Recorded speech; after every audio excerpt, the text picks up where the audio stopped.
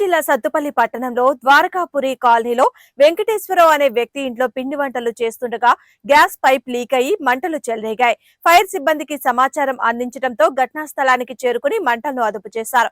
ఈ ప్రమాదంలో వంటింట్లో ఉన్న సామాన్లతో సహా తలుపులు, కిటికీలు అగ్నికి ఆహుతయ్యాయి. సుమారు ₹1,00,000 మేర ఆస్తి నష్టం జరిగినట్లు ఇంటి యజమాని తెలిపారు. అయితే సకాలంలో ఫైర్ సిబ్బంది స్పందించి మంటలను అదుపు చేయడంతో భారీ ఆస్తి నష్టం తప్పింది.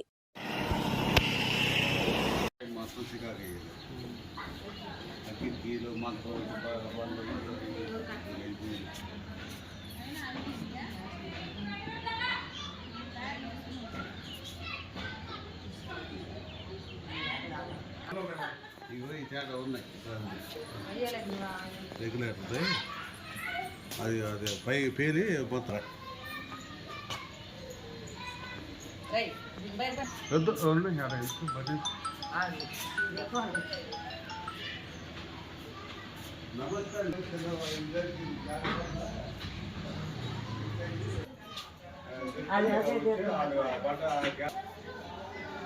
గ్యాస్ బండ ఆపినాక